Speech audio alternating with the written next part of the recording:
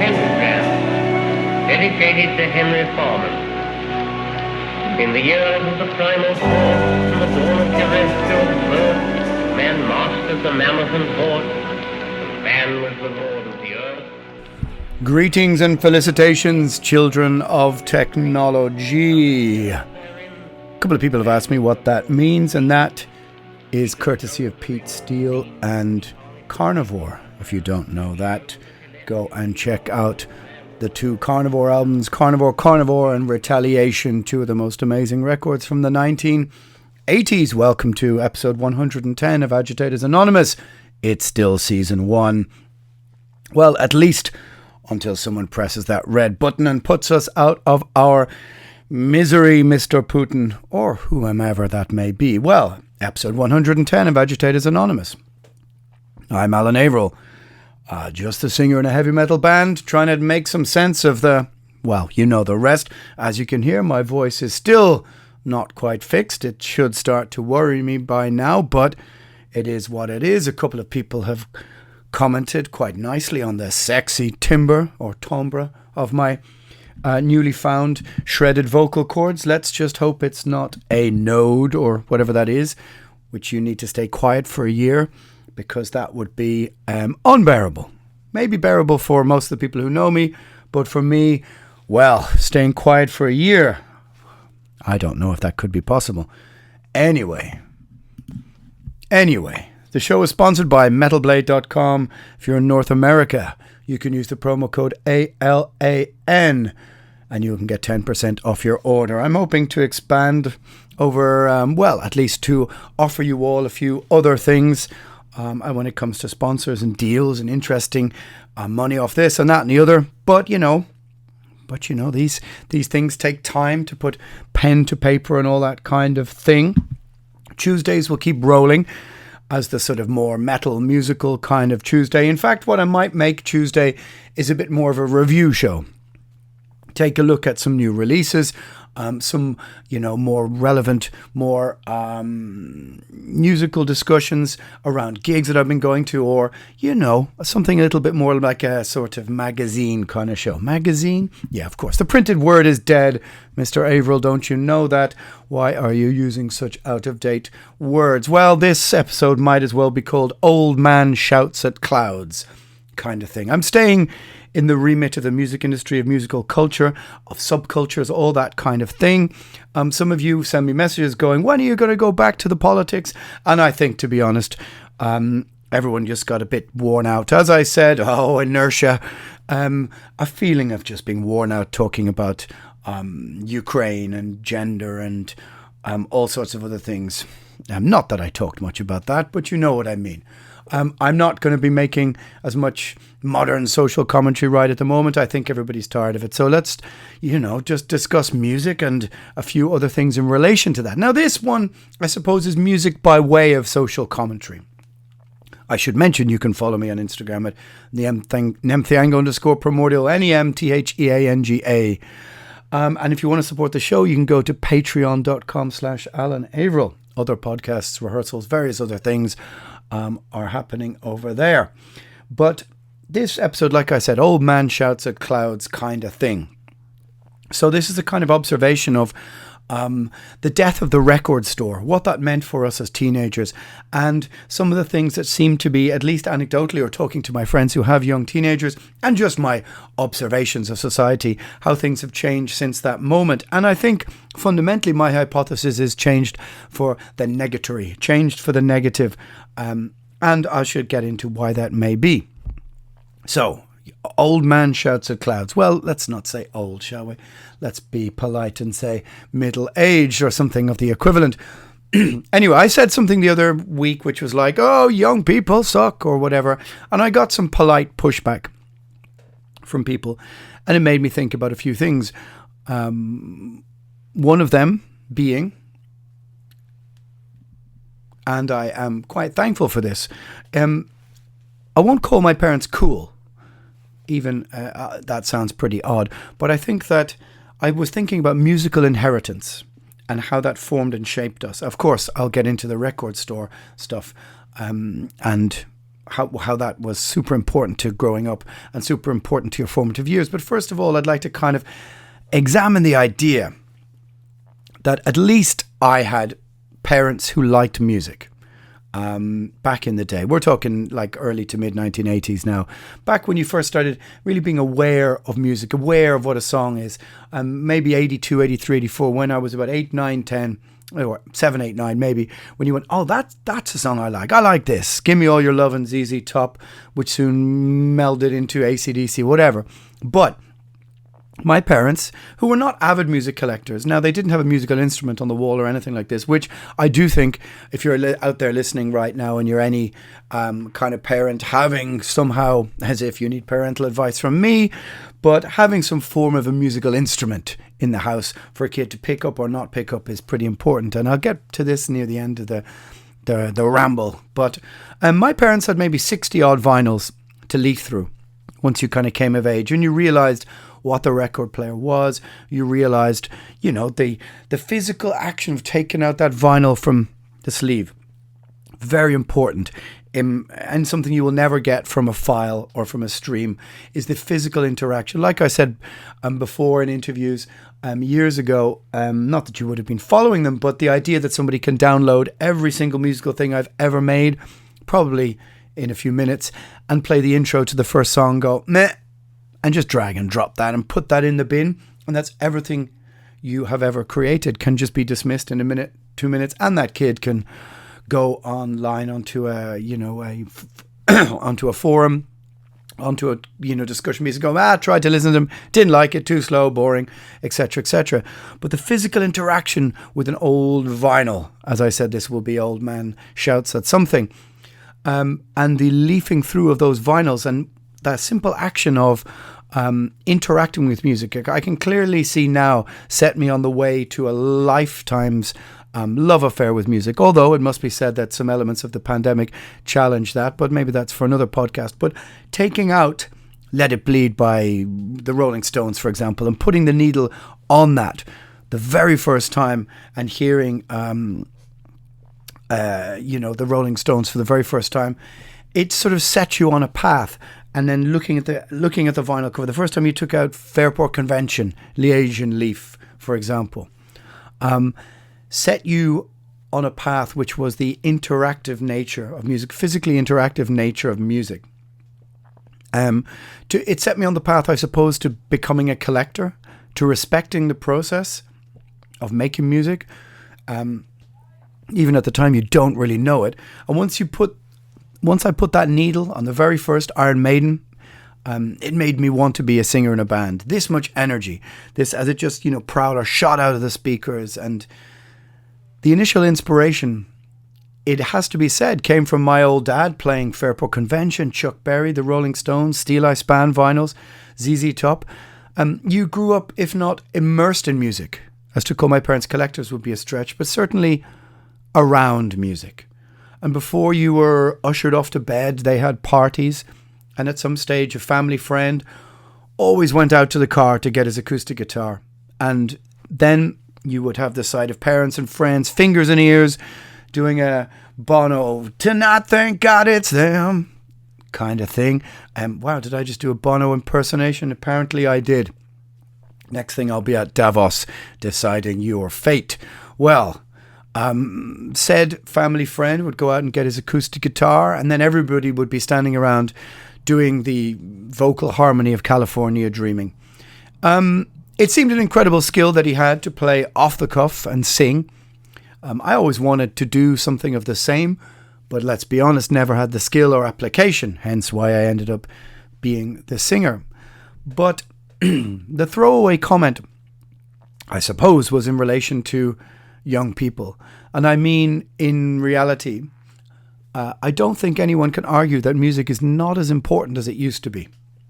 And I mean, there's always alarm bells start clanging, or at least small alarm bells start clanging when somebody starts going, young people, because you realize that you've just inherited a trope that everybody who is of a certain age says about young people. But I do think there are unprecedented technological claims to the souls of young people that maybe didn't exist. I think that for your average 15-year-old growing up now, they are facing difficulties, changes and alterations in the social structure that maybe were were most definitely unprecedented. And probably me at 15 is probably nearer to my parents at 15 than I am now to a 15-year-old, for example, I would say. Or at least you know what I'm saying. Things have changed considerably. And like I said, I don't think anyone can really argue that music is not as important. And that's what I'm going to try and get into in this podcast. And like I said, I don't think anywhere in my own city on a Wednesday, let's take a Wednesday, Wotan's Day. I don't think anywhere in my city are 500 kids packed into a venue to see a band, a guitar band. And I mean 15 to 19-year-olds excited for such a thing. Compare the charts now to anyone from the 1980s. The competition is fierce. Kids have gaming, among many other things, vying for their attention. And, it was very revealing. Last summer, a friend of mine and myself, we sat in the local park. And, there were hundreds of kids. I guess it was end of exam time. And I just noticed, we were just sitting there casually, and I noticed not a single band shirt. Nothing. No subcultures, no musical subcultures of any kind on display. It was very clear that to be different or to be alternative was no doubt to be gay or queer or whatever. And those kids seemed to represent about 5 or 10% of the group of young people we were observing. There was kids stumbling around in high heels and tiaras. No judgment on those kids. Teenagers are trying to find their voice, their niche. But it just strikes me that at one time, at one stage, that was the Cure, the Smiths, or whoever else. For what it's worth, I suppose this seemed healthier, that there was musical subcultures. And of course I would identify that, having grown up around music. I'm not a teenager, of course. Growing up with all the pressures kids have now, I can only judge on my own interactions with my family of the same age. But it was very striking that there was no musical subcultures on display. Not even a wayward Metallica shirt or a wayward My Chemical Romance shirt. I picked them because they just happened to be playing here the other day. So I kind of returned to the origins of my throwaway comment, which was sort of related to something I said in a podcast a year ago. How do subcultures survive the pandemic? Because there's no doubt the business landscape will change, and it's proving to be true. Live venues are disappearing. Places for bands to play are closing. Stages are being dismantled. But quite simply, somewhere in the city to hear some reasonable music. And I don't mean, hey, why aren't you playing Abominations of Desolations? Although that said, I did walk into a bar in Gothenburg, Sweden, after we played on our tour the other day, and they were playing Falling Angel of Doom. Shout out to the Abyss Bar. But goddamn, even just a little bit of Bowie would be fine. It's a kind of, as I said, a rambling commentary. I use that word again. This must be, if I had a sort of list of the lexicon of Agitators Anonymous, I'm sure rambling inertia is what I should have tattooed on my forehead. However, I was just, in the observation of these kids, it struck me that there was no musical subcultures on display. And it's something I very rarely ever see when you're walking around your city. Once upon a time, as I said, my local bar, which is quite middle-aged in its outlook, you could stroll over for a pint and to read or write, and you would hear Tom Waits, Nick Cave, Leonard Cohen. It's not all bad, but now, I asked one of the older dudes, what's up, man? Everyone in the bar is over 40. You can see this. It's 6 p.m. on a Wednesday. Is there really a need for Megan B something or Cardi B or just straight pop music? Just seems kind of incongruous, doesn't it? What happened? He looked up from cleaning his glass. Oh, I never noticed, he said. No, I understand now how one has become immune to your surroundings when you are there every day. But what was clear, the young kids working on the floor, this was their music. Of course, if I owned a bar, this ain't happening. But of course, that would never happen with the outrageous rents in my city for anyone trying to do something alternative. And my old friend Dara from Invictus and I talked about it in a bar in Zurich airport over a few or 10 pints. This ain't really our city anymore.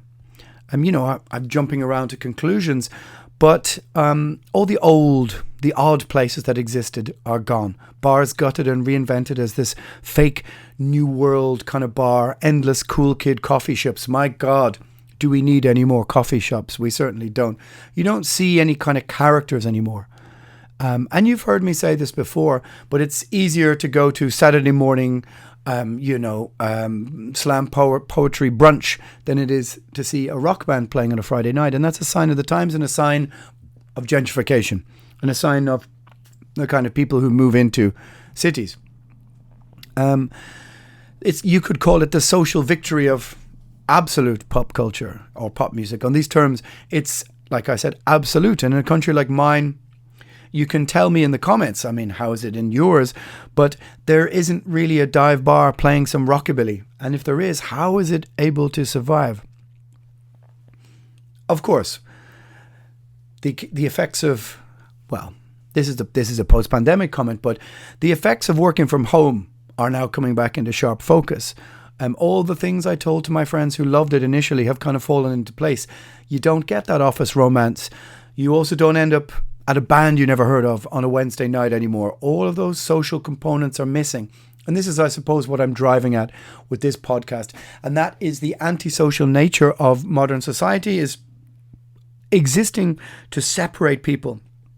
And how does music even really adapt to all those things? You will say, of course it does. But as I'll go on to say, I think the hypothesis is pretty negative, which you would have expected, right? Why do I care? Well, let's come back to the cool record collection, or at least to have a record collection. And that's what I was starting off with before I got sidetracked by my grey matter. I had about 50 or 60 or 70 records to look through, to physically interact with. And even in the 90s, I wondered about this. I wondered, were kids going to inherit simply an old box of CDs? A parent's CD collection, 10 or 20 CDs, Oasis, Take That, whatever else was popular in the 80s. There's your starting point. The Law of Diminishing Returns, as in what sort of childhood and relation to, let's say, young adolescent relationship to music is encouraged by a couple of old Blur CDs. The answer is, I think, not much. There's your starting point. It certainly feels like every decade there is kids finding their way to musical subculture that seems further and further away, more difficult to get to. Why do I care? Like I said, why do we care about the principle of art surviving? Like I said, I was in Zurich lately, and there's a kind of area that at once upon a time was squats, grew out of the left, political left of the city, morphed into, in part, into the sort of gay area of the city. And here I'm eating a great plate of falafel, and there's a jazz band playing in the corner. Yeah, a jazz band in the corner. Old guys in tombola hats and blazers playing swing, and there's a few crates of secondhand vinyls to look through. Now, it does feel like I'm in some sort of an ad. I'm in a sort of ad campaign. Well, at least I probably would be airbrushed out, but at least it feels a bit like that. But there's no other way of looking at it. It certainly is something alternative. Whatever your opinion about that, coming from a city where nothing like that really exists. A jazz band of old dudes playing in a corner. Those things just get shut down by the relentless push for profit and gentrification and the will to price artists and anyone else out of the city in the name of multinational progress. More hotels, more apartments no one can afford, more ramen noodle shops, more barista DJs, etc., etc. It warmed the heart to see something which seemed at least to exist on the opposite side of the fence. But I sense the pressure across most cities in the West on those alternative hubs is immense. The age demographic moving upwards. People are working from home, and there are no young people to replace them. And can they survive? It's hard to say. Certainly, I've been in many cities in Europe where you know that the areas I'm kind of talking about are sort of squat areas, or sort of areas that have been left to elements of the city to inhabit and do as they please. This certainly doesn't exist in, I would say, 2/3 of European cities, maybe 3/4 or more.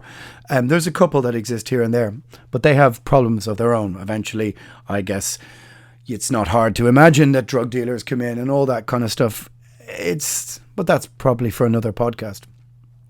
But like I said, I sense the pressure across most cities on these alternative hubs is immense. And at least my city is pricing the people who were born in it out of living there. It's impossible. It's impossible to afford somewhere to live.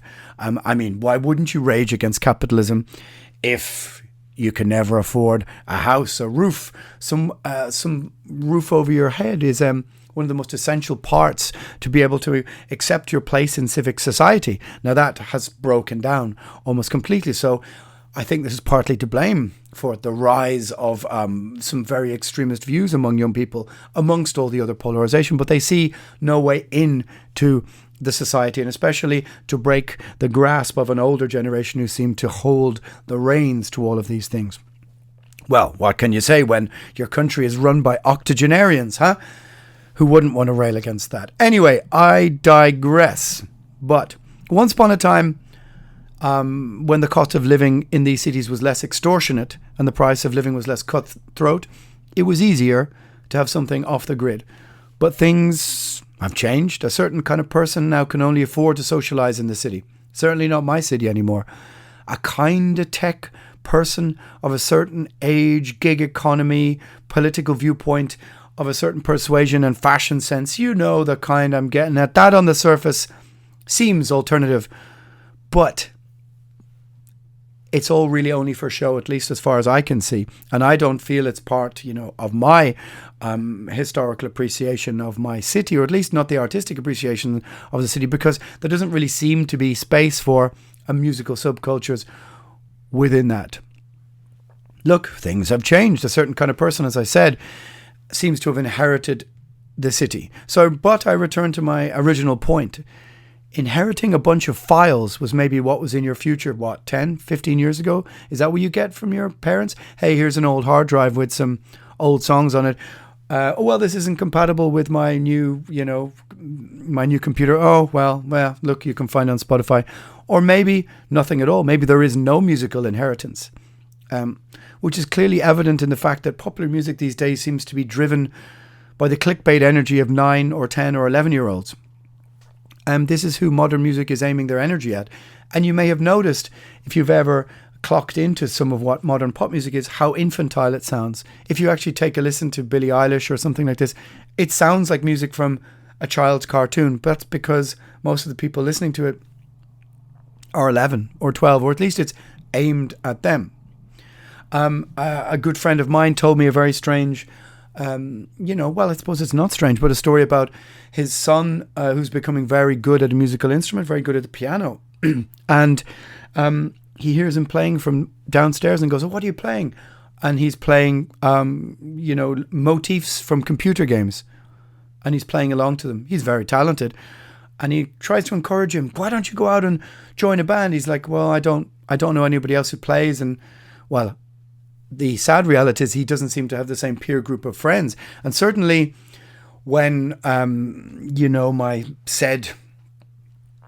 mentioned father plays son and daughter, and this is something anecdotally I hear a lot, a record or something in the car, it doesn't hold kids' attention span for longer than a minute and a half. And they don't really seem to have the interest in whatever an album represents. In fact, not even really what a band represents or the concept is. Like I said, music is a small segment to be played on your phone or on TikTok, which I will get to. Old man shouts at TikTok, or computer game music. Anyway, and the sad fact is that when he was encouraged to go out and form a band, just like we all did, he really sort of didn't seem to know how. Like, how does that work? How does one do that? Of course, I didn't know everything when I was 12 or 13, but, you could have just held up your hand in the schoolyard and gone, who wants to form a band? And you would have instantly been hit up by loads of people. Yeah, I have a guitar. I can do this, blah, blah, blah.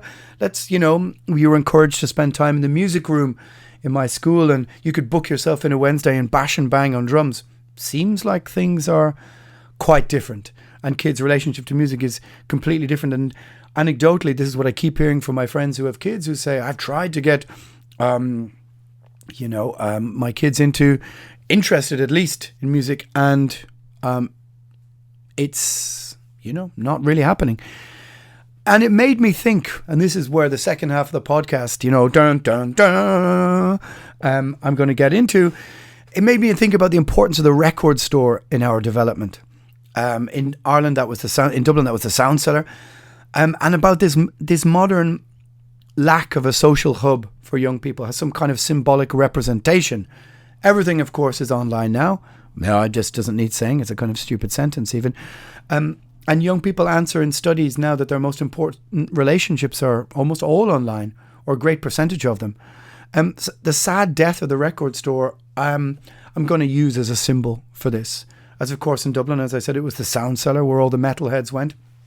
On a Saturday in 89 or 90, there was so many metalheads outside tape trading, hanging out, drinking cider, of course, like 50, 100 people or more, and dozens of thrashers in, more than that, tens of thrashers in other cities, in other areas across the city. Amusement City, the arcade springs to mind, but the record store was a social hub where you knew your friends would be at some stage. You didn't really need to make arrangements. You knew they would be there. I would take the bus to school every morning and get off 2 stops early and run the extra kilometre, or rather sometimes just walk and be late, but in order to save 25 or 30p on the bus fare. Save 5 of them, and in 1988 you had maybe 2 or 3 old pounds. Add this to the few quid, I think it was 5 I got from my parents, and you had enough, if you cut some grass or painted a wall, for 3 second-hand albums, or 2 at least. And I mean, imagine that in 1988. And all of those records I still have. They're surrounding me right now. Me and my mate Carl would meet at around 10 a.m. on a Saturday, wait for the cellar to open. I'd have called the cellar, for example, the previous evening to go, do you have the new Exodus? And the sound cellar was open at 10 a.m. on a Saturday. I used to ring them every weekend. Have you got the new At War album, Retaliatory Strike? Every weekend. And then the one weekend it happened to come in, you were on the next train in to buy it. But you were waiting outside the shop for the shop to open, to be like the first person who was buying Fabulous Disaster, for example, by Exodus. And as early teenagers, being up at 8 or 9 a.m. is quite impressive on a Saturday. And then we had about a dozen haunts, vinyl stores, bootleg shops, to scour for old vinyls, and that extra 50p you'd saved might be the difference in affording that old Venom 7-inch or not.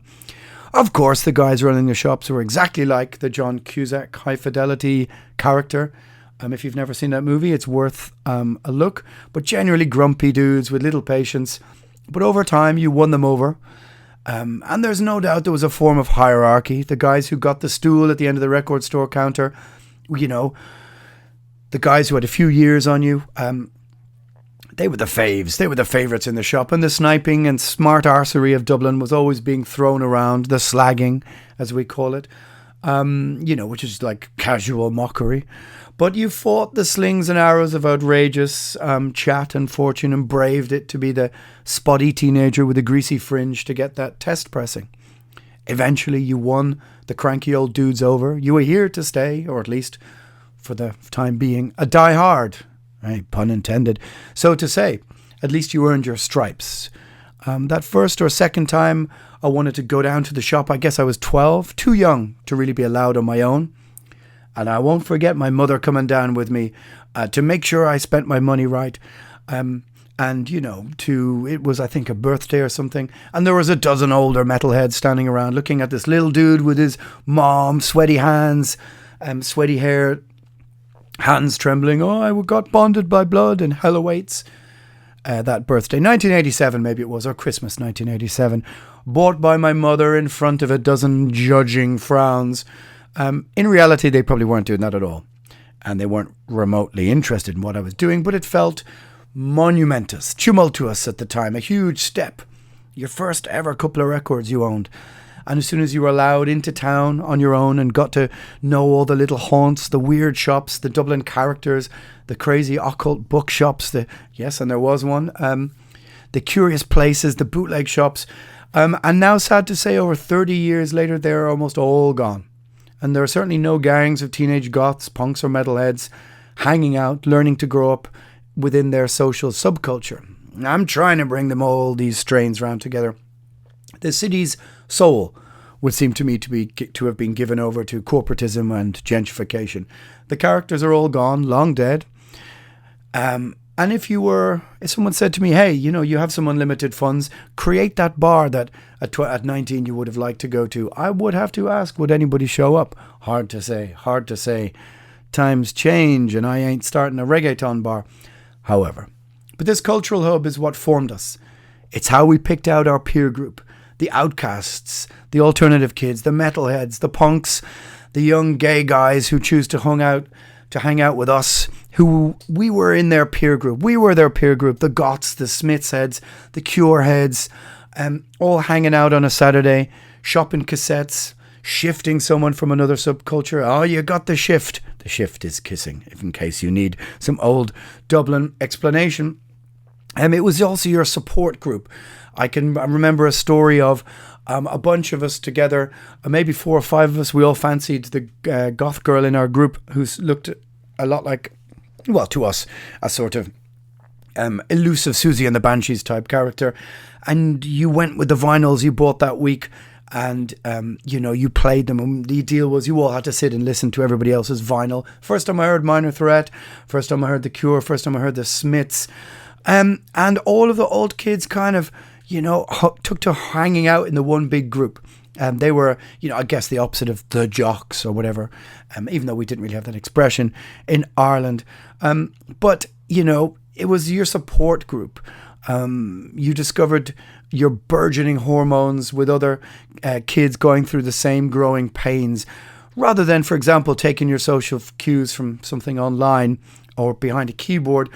Or a 15-year-old influencer on the TikTok. If you were a bit confused about your sexuality, I guess you identified. You had Bowie, you had Morrissey, you had Robert Smith of The Cure. And this is kind of what informed you that you were not alone out there in the world. Now, I'm not going to paint it all in sort of romantic rose-tinted glasses. James Hetfield spoke to my anger and alienation. Metallica was my, outcast band. Whatever your teenage mood, you found for the most part your subculture. Now, not to say, of course, I only view this through rose-tinted glasses. Dublin was poor, and there was a lot of casual street violence. Getting into a fight on a Saturday in the city in 1990 was almost a given, especially if you had long hair. And I ain't going to be all macho and say, oh, it was character building. I could have done without a kick in the head outside Immolation in 1991, or being chased by punks across the city, or fighting in the park outside the Grove, which was a teenage disco, but it was what it was. Certainly your peer group was important. And still to this day, I meet the old guard from 88 to about 93 at gigs. I play in a band with some of them, see them at shows, and one of the reasons they're still around is that those formative years were so important socially. You made friends that lasted you, well, so far, a lifetime as we've got to this point. Do kids now, are they forming those some kind of relationships online? You wouldn't have thought so. How does an online relationship just keep going through, years and years? It can't be sustainable, I would imagine, unless, of course, you're being encouraged to live online all the time, or perhaps become your meta avatar. Then you can, I suppose. But it strikes me that all of this is gone. My friends with young teenagers talk of listless, sullen kids who don't seem to have peer groups or friends the same way they did, who sit in silent groups watching other people play games on a screen, just want to play video games and chat with other kids on headsets. Like I said, who recognize musical motifs from games instead of actual songs, and haven't the patience to get to a side of an album. I remember I worked for labels when I worked for labels. Oh, I remember when I worked down the mines. But when I worked for labels, this discussion was, what's TikTok? How do we get onto TikTok? Look, the average song listen is 16 seconds on TikTok. Is that the future of the music industry? Certainly not. And it's certainly not going to be its savior. It will be its, another nail in its coffin, if you ask me. But a perfect amalgam of the instant and all too brief nature of modern communications. Kids get their politics from other kids on social platforms, and they get their musical cues from dances that last 15 to 30 to 45 seconds. I mean, look, of course, that record store, it went online. Some of them survived. But what is that really? An online record store catering to the same folks who were there as kids, only now grown up, spending their extra money on vinyl, still searching for the first pressing of an album from 90, a middle-aged demographic who got their vinyl buying habits from those days, those old days, and spent propping up the counter in their local record store and annoying the grumpy old guys. Hey, will you play the new Bathory album, etc., etc. But the sad fact is, and that's kind of what I'm talking about, is about social hubs and subcultures and how they gestate, how they gave birth to kids who wanted to form bands, who were active in their scenes, who wanted to go out there and tour and get in the back in the van and all that kind of stuff. But the sad fact is the record store doesn't exist anymore as the springboard. The modern equivalent doesn't really exist anymore for the modern equivalent of, well, me or you, probably you, a teenage version of yourself to go into and hang out and pester, as I said, the grumpy dudes, play the new Morbid Angel or play the new Smiths record or play whatever. It's the same guy who ran out, only sitting in front of a screen with a room in his or her suburban house full of vinyl. I'm talking about the people who run those stores. And they're just, click-clacking in front of a screen. It's a living, sure, but as an important cog in the social hub of a city, not anymore. Now, I may be just talking about the music industry, music and the record store and its importance on this podcast, but I probably could be talking about more or less anything, whatever subculture or scene you were involved in back in the day. I don't know, comic books. I remember there used to be a Dublin Horrortron where they used to have 3 days of showing horror movies back to back, and they used to have directors over and they used to have actors over, all sorts of exciting stuff, and I knew the people involved in that. And then it just went online, and now I don't think it exists anymore. So if you're a horror movie fanatic, you don't have that one yearly thing to look forward to meet other horror enthusiasts, etc., etc. Now, I would hope there's people, maybe you form those relationships online and then meet in the real world, but it seems less and less likely. And for us, it was the record store that was the springboard. So the synopsis, I suppose, and this is where it gets a bit darker, is the reason why so many teenagers now suffer from anxiety, depression, suicide, self-harm. All these things seem to be through the roof. Because I think that the identification with the actual physical subculture and social support group that came along with being a Curehead or a Smiths head or whatever you were, your musical peer group or whatever else you want is gone and it ain't coming back. And the replacement is entirely digital.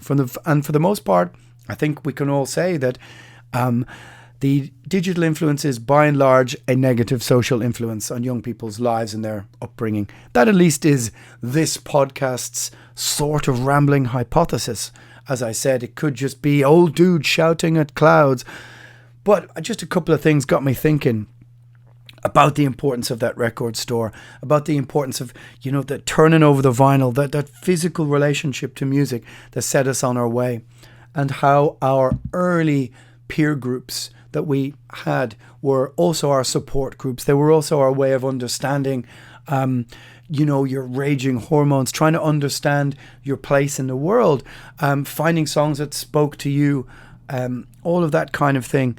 And it just feels, I suppose, the synopsis, as I said, old man wonders, is that all a thing of the past? Answers in the comments if you wish.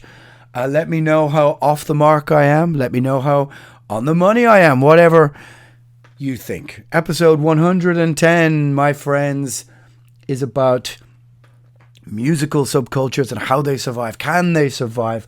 How your formative years were based around that hub of the record store, which is now sadly gone.